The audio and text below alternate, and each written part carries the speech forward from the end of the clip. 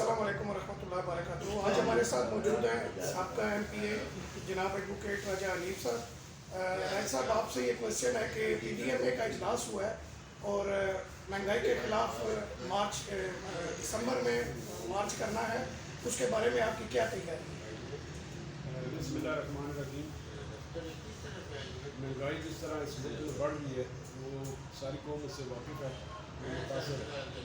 کوئی گھر ایسا نہیں ہے جو اس مہنگائی سے افیکٹ نہ ہو۔ اور ابھی بھی میں اپنی کبھی کر رہی ہوں، کافی جگہ میں نے دعا کی ہے، جنازے پڑھے ہیں۔ جو پبلک کا آدمی اسپیشلی جنہوں نے تبدیلی کے نام پہ تبدیلی سرکار کو ووٹ دی تھی، سب سے زیادہ وہ پریشان ہوتے ہیں اور لوگوں کو ہمارے پاس چل کے آتے ہیں، کہتے ہیں اس سے غلطی ہوئی، دوبارہ میں غلطی نہیں کریں گے۔ تو یہ مثالیں آپ دیکھتے ہیں پوری دنیا کی، باقی پوری دنیا میں بھی مہنگائی پاکستان میں مقابلے میں بہت زیادہ ہے، لیکن وہاں لوگوں کی جو انکم ہے اور ویلفیئر اسٹیٹ ہے موسٹلی، اگر کسی کوئی بے روزگار ہے تو اس کو گزارا معاش ملتا ہے، جس کی رہائش نہیں ہے اس کو رہائش ملتی ہے، ادویات فری ہے، بچوں کی بہترین ایجوکیشن ہے وہ فری ہے۔ ہمارے ملک میں ایجوکیشن بھی ہمیں پیسے دے کے پرائیویٹ اسکولوں میں حاصل کرنی پڑتی ہے، مکان کے کرائے دینے پڑتے ہیں، یوٹیلیٹی بل دینے پڑتے ہیں۔ گوشت جو آج سے 5 سال پہلے ہم سوچ نہیں سکتے تھے، ابھی 1,000 کا وہ آپ 15 ساڑھے 1500 چھوٹا گوشت مل رہا ہے، اسی طرح 1,000 میں بڑا گوشت مل رہا ہے۔ مرغی کی قیمتیں دیکھ رہے ہیں، سبزی کی دیکھ رہے ہیں، ٹماٹر کل بھی 100 سے اوپر تھا کلو۔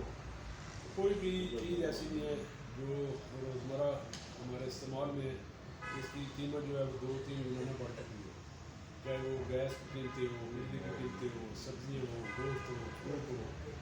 ہر چیز 2-3 گنا بڑھ چکی ہے۔ اور آمدن غریب لوگوں کے لیے 18,000-20,000 اس میں وہ آپ بجلی کے بل دیں، یوٹیلیٹی فیس دیں، بچوں کو فیس دیں، مکانوں کا کرایہ دیں، کس طرح لوگ سب کریں گے؟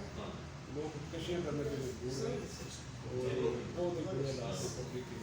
جو امیر ہے جو مڈل کلاس ہے وہ اپنی جگہ ان لوگوں کو پرواہ نہیں، مرضی میں گاڑی جو غریب لوگ ہیں وہ میں سمجھتا ہوں کہ ہماری بھی 50 سالیں ہونے والی ہے،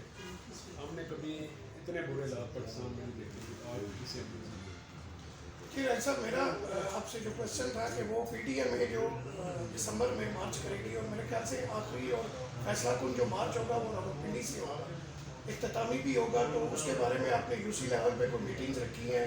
کوئی عوامی مہم رابطہ اسٹارٹ کیا ہے یا نہیں؟ میں اسی طرف آگے جا رہا تھا کہ یہ جو ساری میں نے تفصیل آپ کو بیان کی ہے، اس کا پس منظر یہ تھا کہ ہمارا پی ڈی ایم کا اجلاس ہوا ہے اور کس وجہ سے اس میں یہ طے پایا کہ ہم نے نہ صرف جلسے جلوس کرنے ہیں مہنگائی کے خلاف روڈیا بیس پہ یا کمیونٹی بیس پہ یا وکسی بیس پہ کرنے ہیں، بلکہ اس کے ساتھ ساتھ بڑے شہروں میں بھی لوگوں کو موبلائز کرنے ہیں، بڑے جلسے کر رہے ہیں۔ پھر 8 سے 10-15 دن کے بعد ایک پورا شیڈول طے ہو جائے گا کہ کس طرح ہم نے عوام کو متحرک کرنا ہے یونین پرنسپلس۔